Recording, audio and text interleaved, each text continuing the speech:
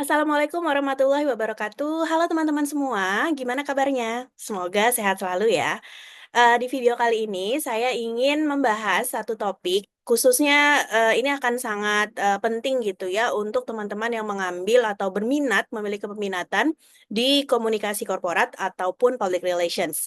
Ya, karena ini salah satu sebenarnya konsep-konsep dasar yang nantinya akan sangat relevan ketika teman-teman menjalankan praktik public relations di kehidupan nyata.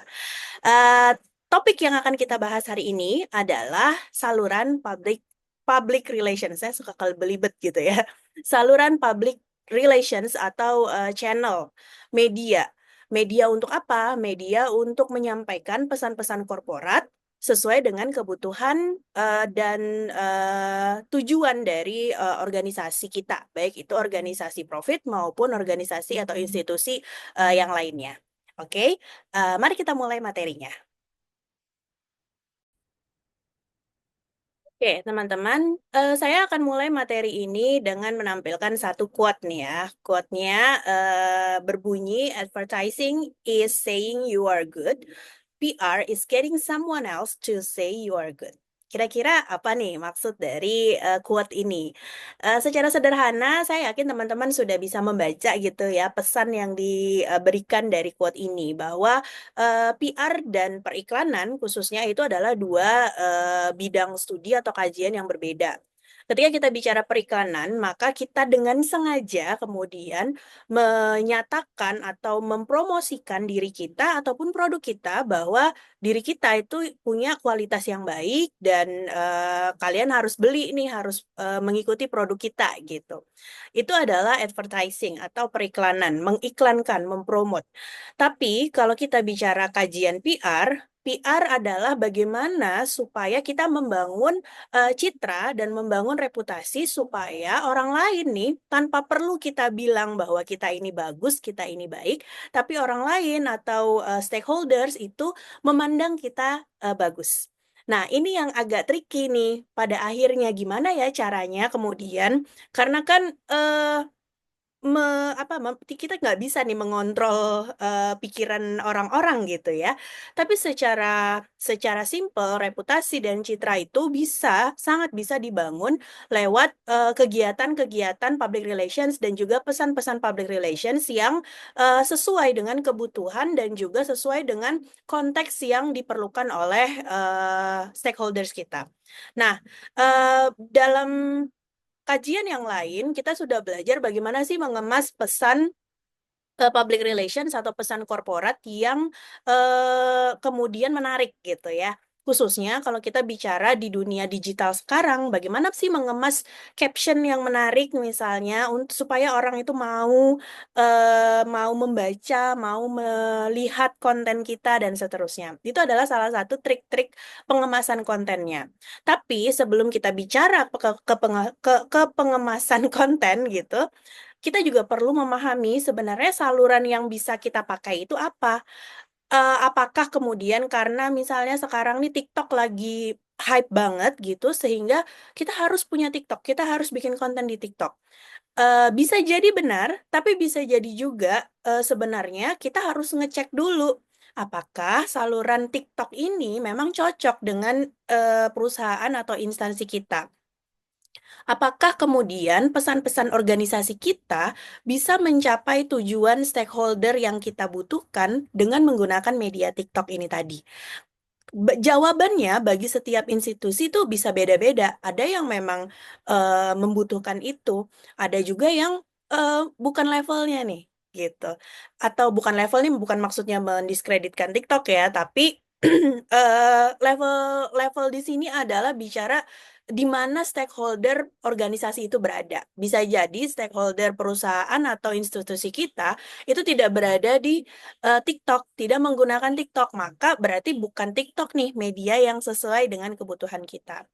Nah, eh, secara konseptual, teman-teman, saluran public relations itu ada beragam ya. Namun kalau kita bisa kategorisasikan, ada satu istilah itu namanya PESO. Kalau di sini di layar itu baru ada ke PESO itu kan PESO gitu ya.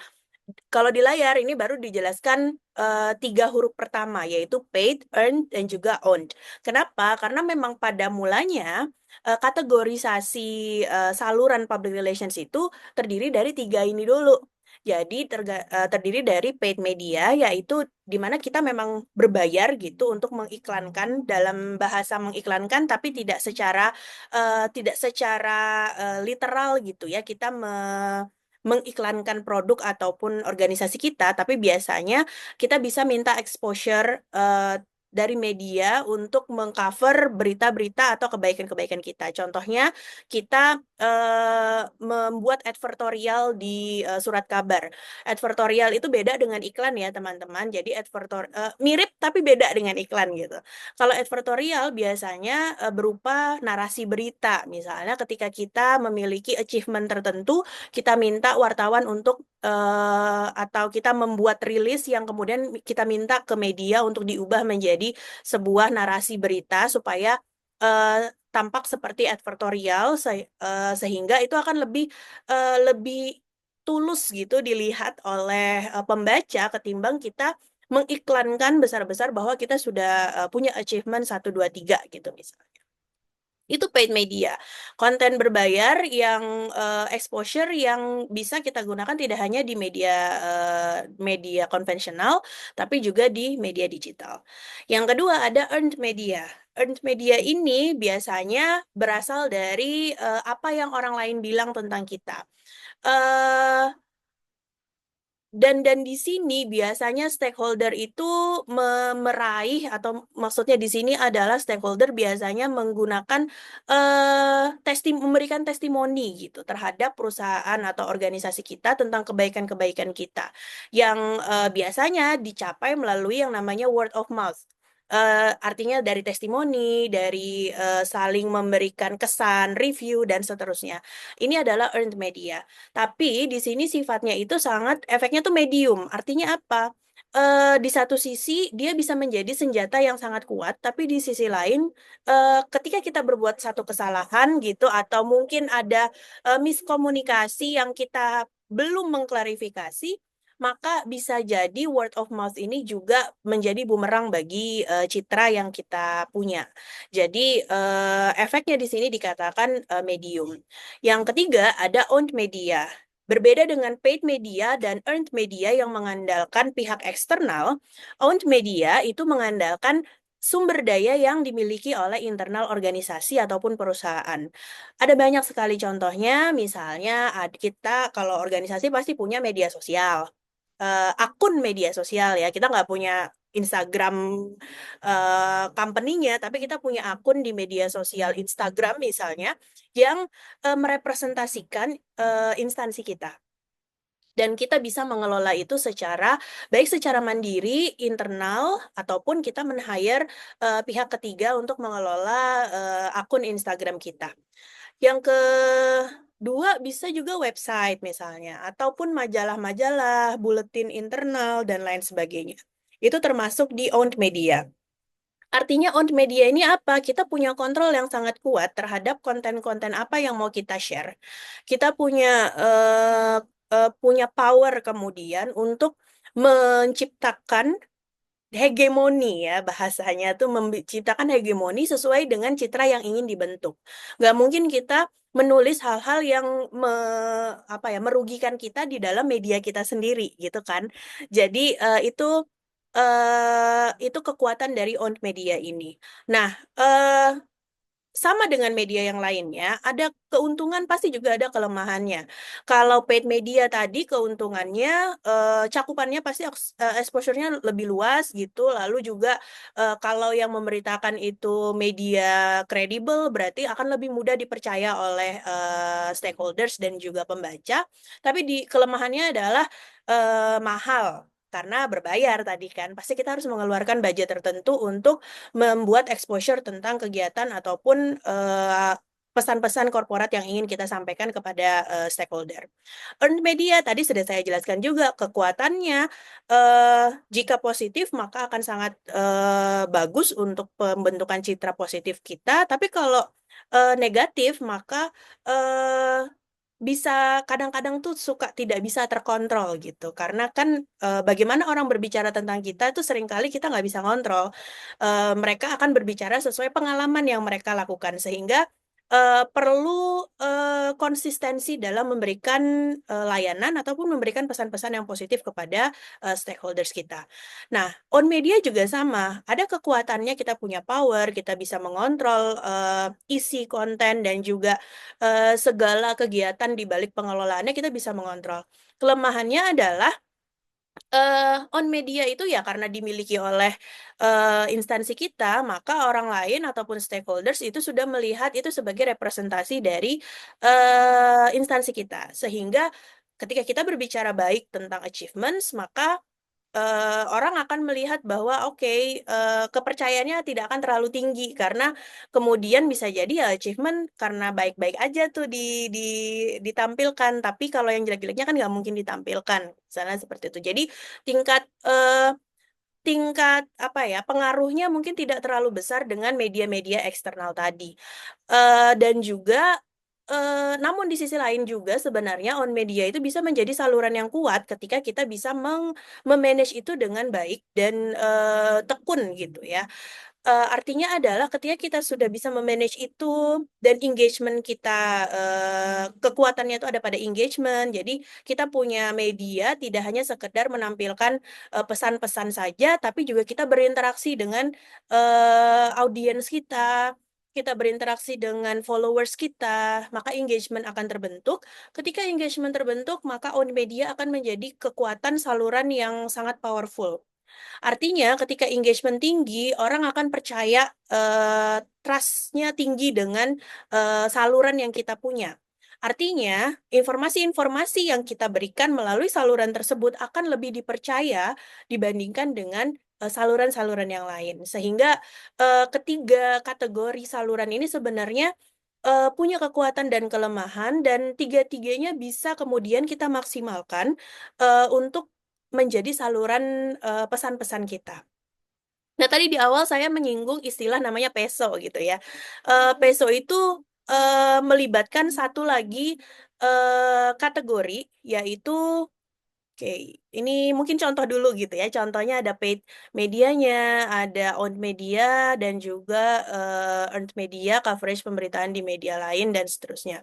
Ada juga review blogger ataupun vlogger, dan, juga influencer itu juga bisa menjadi earned media kita. Nah, ini yang tadi saya bilang ada, kategori ketiga yaitu S, shared media. Jadi, istilahnya saluran public relation ini dikenal dengan PESO gitu. Shared media, adalah media untuk berbagi media user generated konten yang user generated content seperti YouTube, jejaring sosial, ataupun Facebook yang kemudian, eee, banyak konten-kontennya itu tidak hanya diproduksi di satu, media dan kemudian sudah selesai gitu, tapi bisa disebarluaskan oleh, pengguna-pengguna yang lain. Nah, ini sangat erat kaitannya dengan dunia digital tadi, teman-teman. Konten kita kalau lucu, itu kita akan senang untuk membagikan konten-konten itu kepada teman-teman kita gitu kan ya simpelnya. Begitu pula dengan dalam konteks, pesan-pesan korporat, ketika kita bikin konten yang, terlalu formil, konten yang, terlalu kaku, bisa jadi tidak akan terlalu menarik untuk followers kita atau untuk, netizen gitu ya.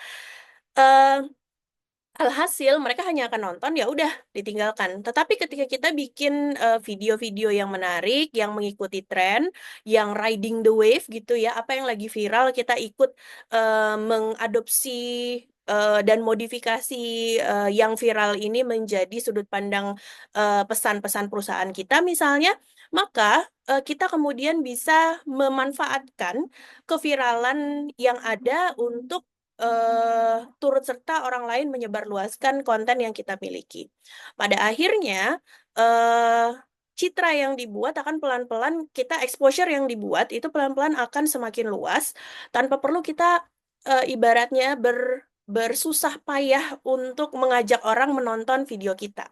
Dengan, sifat yang shared media ini, secara mudah sebuah konten, sebuah pesan itu akan disebarluaskan oleh media digital yang ada. Nah, Kekuatannya tapi ya sama halnya dengan tadi earned media juga, bisa jadi kekuatan ketika kita bisa mengontrol pesan kita, kita bisa membuat pesan yang menarik, pesan yang bermanfaat untuk, followers kita, untuk netizen kita. Tapi di sisi lain juga, shared media ini bisa, sifatnya ya tadi, kita harus tahu dulu nih strategi-strateginya supaya bisa sesuai dengan kebutuhan dan juga apa yang dinikmati atau yang disukai oleh netizen.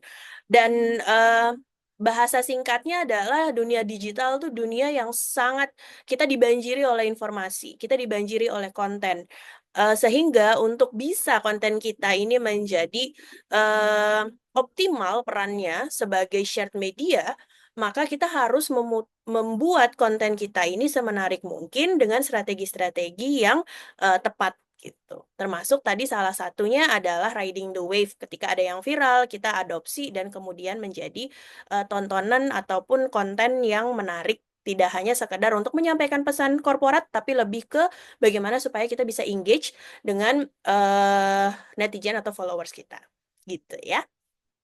Oke, jadi, Peso ini adalah model, multi-channel media relations yang diciptakan oleh konsultan dan penulis agensi PR, Spinsucks, yang kemudian banyak diadopsi oleh, praktisi-praktisi PR sebagai kategorisasi penggunaan media. Dan sejauh ini memang, media-media yang ada itu sudah tercover lewat Peso ini tadi. Oke, contohnya shared media itu apa? Di sini juga shared media itu bisa berupa review tadi ya, kita mendapatkan review biasanya kalau teman-teman sebagai, contoh simpelnya kalau mau pesan makanan gitu di Gojek ya, kita akan lihat dulu reviewnya. Kalau reviewnya mungkin 4,5 kita nganggapnya, "Oh ini biasa-biasa aja nih." Tapi kalau reviewnya udah 4,8, 4,7, atau bahkan 4,9 di Gojek, berarti kita percaya makanan ini enak, gitu kan. Kadang-kadang kita seperti itu. Nah, berbagi ini tadi, ini juga termasuk, mengembangkan, kemampuan berbagi informasi yang, kemudian dapat menghasilkan, apa ya, menghasilkan pembentukan citra bagi kita. Nah, balik lagi ketika kita bicara, saluran eksternal, maka, kita harus bisa kemudian memberikan pengalaman yang paling, maksimal. Karena eksternal, kalau mau review jujur gitu ya, mereka pasti akan memberikan review berdasarkan pengalaman, berdasarkan, hubungan mereka dengan kita. Pengalaman ini baik secara kognitif, apa yang mereka tahu tentang kita, secara afektif, apa yang mereka rasakan gitu, ataupun secara konatif ketika mereka bersinggungan dengan layanan kita dan menggunakan layanan kita, mereka akan kemudian menciptakan, persepsi positif maupun negatif terhadap diri kita.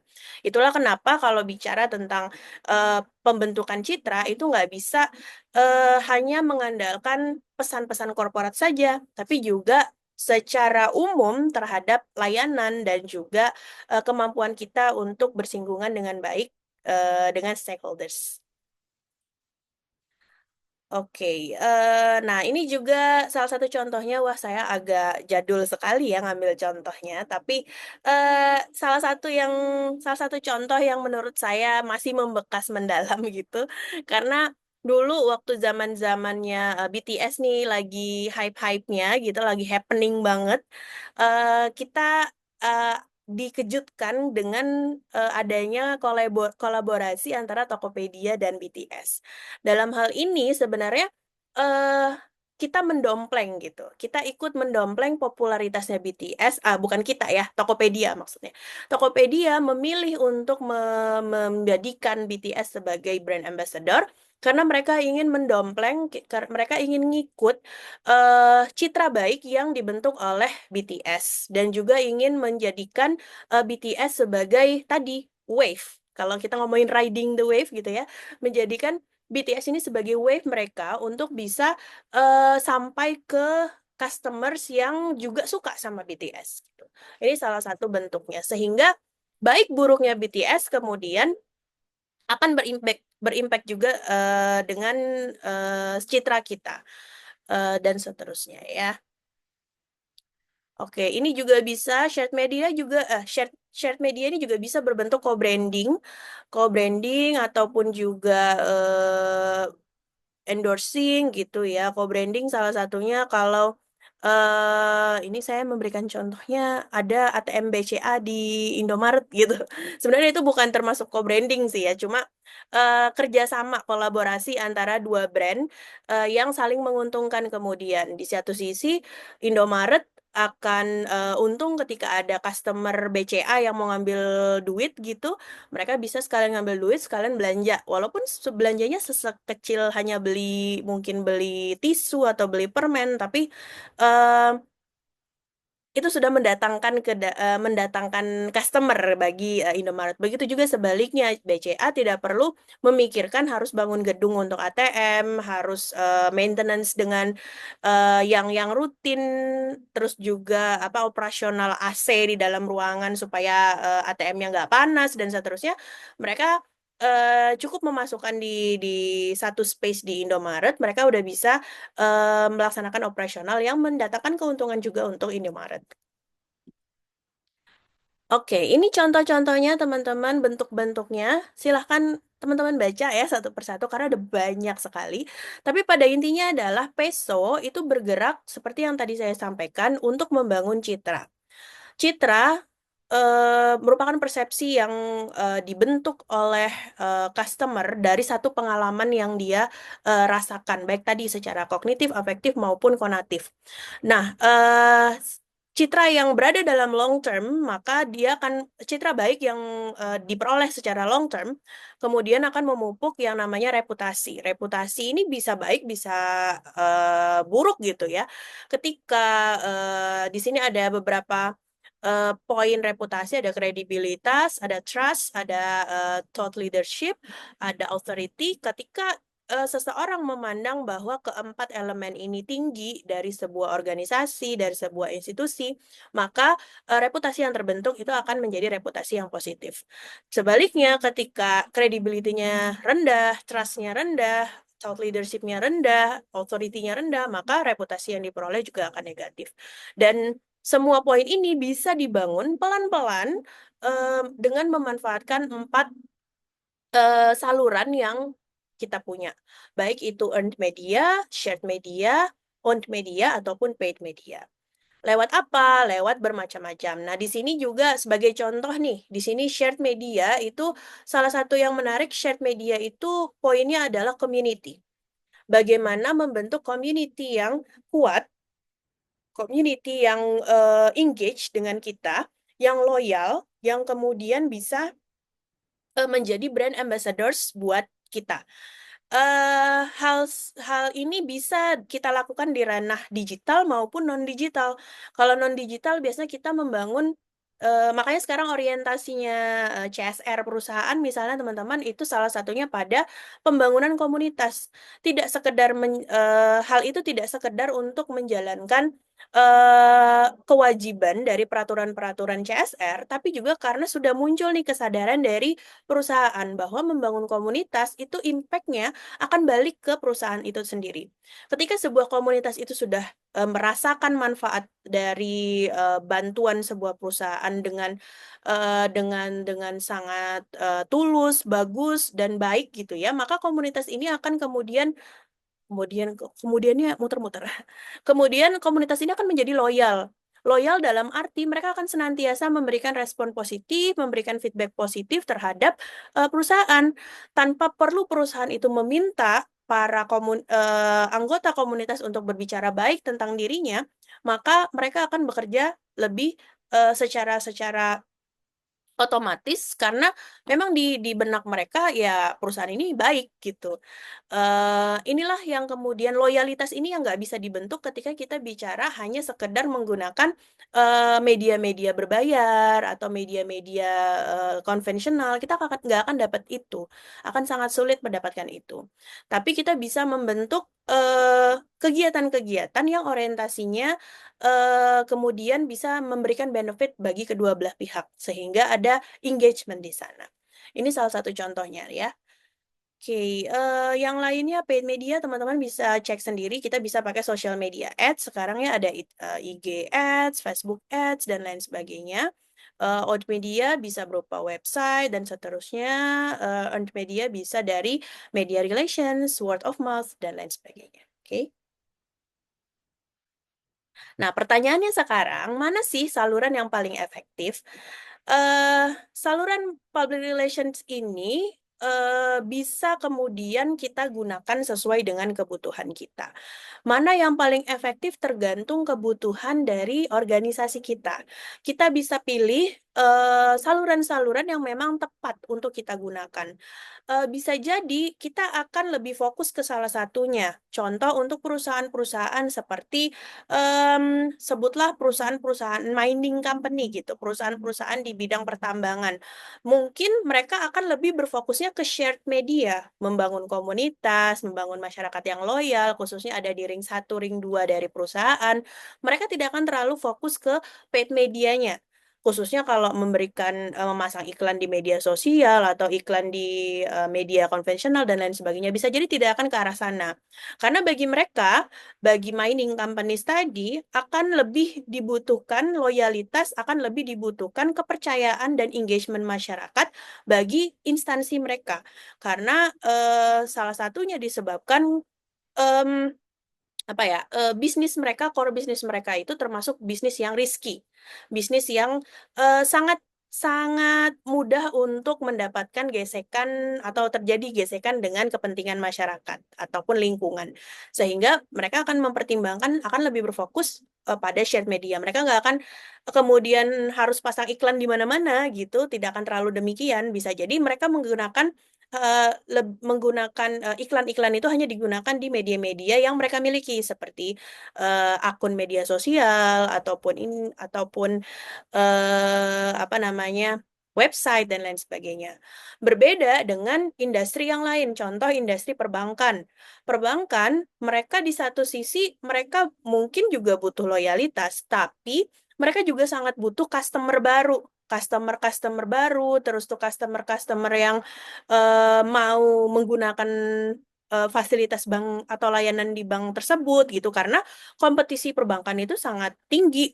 Makanya teman-teman akan sangat mudah menemukan iklan-iklan, mungkin apa ya, bisa diskon atau iklan bunga rendah atau cicilan tanpa, bunga dan lain sebagainya yang disediakan oleh bank tersebut di media-media konvensional, baik itu offline, sorry, above the line seperti, televisi, radio, ataupun, media sosial gitu, ataupun below the line yang di baliho dan lain sebagainya. Mereka masih sangat membutuhkan paid media ini dan, mungkin akan mengeluarkan budget yang cukup besar untuk iklan, untuk, mengiklankan reputasi mereka secara general melalui paid media.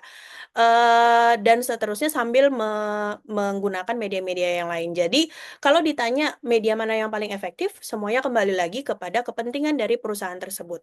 Teman-teman kemudian bisa mengidentifikasi, kalau teman-teman mau menganalisis satu perusahaan gitu, bisa dilihat, perusahaan atau organisasi ini sebenarnya butuh butuh paling butuh nih, yang mana? Apakah empat-empatnya mau dijalankan, itu juga bagus, ataukah kita mau fokus ke salah satu atau ke beberapa channel saja?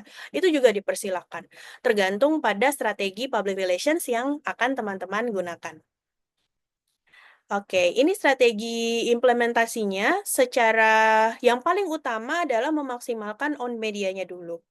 Memaksimalkan media yang kita miliki dulu, membangun konten dan seterusnya. Kenapa demikian? Karena tadi pertama, cenderung on media ini akan lebih murah operasionalnya, karena kita udah punya salurannya, kita tinggal, mengelola saja dan juga kemudian menggunakan strategi-strategi untuk mengembangkan pengelolaan ini. Yang kedua, baru kita perhatikan di mana dan bagaimana earned media bisa cocok untuk dilakukan, sesuai dengan kebutuhan organisasi kita. Setelah itu, baru kita membentuk rencana shared media yang bisa bekerja secara kolaboratif dengan upaya owned media dan earned media. Karena tadi, shared media ini fokusnya ada pada, engagement, ada pada keterlibatan, sehingga, kalau kita punya resources yang cukup dan memadai untuk itu, maka kita bisa mengalihkan fokus kita kepada pengembangan shared media ini. Karena ketika, pengelolaannya sudah baik, maka engagement itu akan terbentuk ya. Yang keempat paid media, sarannya nih, strateginya adalah paid media bisa kita gunakan ketika kita sudah melaksanakan ketiga yang tadi. Kenapa? Karena ketiga kriteria yang tadi cenderung cukup low budget gitu ya, cukup low budget dan bisa sebenarnya kita maksimalkan secara dengan menggunakan, kegiatan-kegiatan rutin kita. Tapi ketika kita bicara kemudian kita butuh nih iklan, kita butuh mengiklankan, brand kita butuh memperkenalkan bahwa instansi kita ini instansi yang baik, maka paid media adalah saluran yang bisa kita gunakan. Jadi, untuk kegiatan rutinnya, kita bisa berfokus pada earned media dan juga shared media. Dalam situasi-situasi, yang lebih rutinnya lebih frekuensinya lebih rendah atau juga, insidentil, kita bisa memanfaatkan paid media. Nah, yang paling penting adalah bagaimana cara kita untuk membangun otoritas atau pemikiran kepemimpinan untuk organisasi dan eksekutifnya, bahwa menggunakan media itu bukan sekedar hadir saja. Saya pernah menemukan di satu, kegiatan gitu, yang melibatkan instansi pemerintah. Ketika itu saya tanya, "Punya saluran media sosial apa saja?" Lalu dijelaskanlah, "Kami punya YouTube, kami punya Twitter, kami punya Instagram, kami punya TikTok dan Facebook dan lain sebagainya." Semuanya ada. Tapi ketika dicek gitu, ternyata mereka hanya aktif di satu atau 2 saluran saja. Artinya apa? 3 saluran yang lain itu sekedar untuk menunjukkan bahwa mereka ada aja. Sebagai representasi bahwa kami sudah ada di sana dan, itu merupakan arahan dari pimpinan. Pimpinannya mau untuk kita tuh ada di semua saluran, tapi sebenarnya sumber daya kita belum cukup untuk mengelola semua saluran tersebut. Alhasil, kita menggunakan strategi seperti, meneruskan postingan, yang mana membuat postingan kita menjadi kaku, menjadi pasif, tidak bisa engage dengan followers kita ataupun dengan audiens kita. Ini sangat disayangkan, sehingga, kita harus bisa kemudian menjelaskan kepada pimpinan, pemilihan media itu berdasarkan argumentasi-argumentasi kenapa sebuah media itu penting dan tujuan jangka panjang, jangka pendeknya, apa. Termasuk kebutuhan pesan yang ingin kita sebarluaskan. Jika pesan-pesan itu rutin, mungkin kita bisa memaksimalkan owned media kita. Namun ketika sifatnya insidentil, misalnya kita ada anniversary perusahaan, kita ingin menunjukkan bahwa perusahaan kita sudah, eksis selama sekian tahun, maka bisa kita menggunakan paid media agar coverage-nya lebih luas, gitu. Jadi ini tergantung pertimbangan-pertimbangan kita. Kembali lagi, seperti, kita pernah bahas juga sebenarnya teman-teman ya, salah satu, tugas dari atau fungsi dari public relations itu adalah memberikan rekomendasi kepada manajemen, memberikan rekomendasi kepada pimpinan. Kita sebagai, pelaksana, kita sebagai praktisnya yang mengeksekusi, rencana. Namun kebijakan kembali lagi kepada, keputusan pimpinan juga. Oke, ini contoh-contohnya. Jadi paid media itu bisa berupa sponsorship, prints, events, on media itu juga bisa, berupa exhibitions dan lain sebagainya ya. Ini contoh-contoh saja, teman-teman bisa kemudian melihat kira-kira bentuk-bentuknya apa saja dan setiap, media juga pasti punya, ciri khasnya masing-masing gitu ya. Oke. Nah, sudah selesai materinya, semoga dari materi yang singkat tadi singkat nggak ya? Panjang kayaknya. Materi yang tadi disampaikan teman-teman, bisa memahami saluran-saluran public relations dan mulai bisa mengidentifikasi, saluran-saluran yang digunakan oleh, institusi di sekitar teman-teman. Tujuannya apa? Jadi teman-teman bisa nih memperkirakan, kenapa ya perusahaan ini menggunakan, media ini untuk menyampaikan pesan-pesan tertentu. Nah, di sana teman-teman kemudian bisa mempelajari, ternyata ada strategi-strategi khusus yang bisa jadi melatar belakangi pilihan penggunaan, media oleh instansi-instansi di sekeliling teman-teman. Dengan identifikasi tersebut, teman-teman mulai membuat, diri lebih familiar gitu, dengan bagaimana untuk kemudian, melihat konteks sebuah kebutuhan informasi dan saluran mana yang paling efektif untuk digunakan. Demikian materi dalam video ini, semoga bermanfaat. Sampai ketemu di materi selanjutnya ya. Assalamualaikum warahmatullahi wabarakatuh.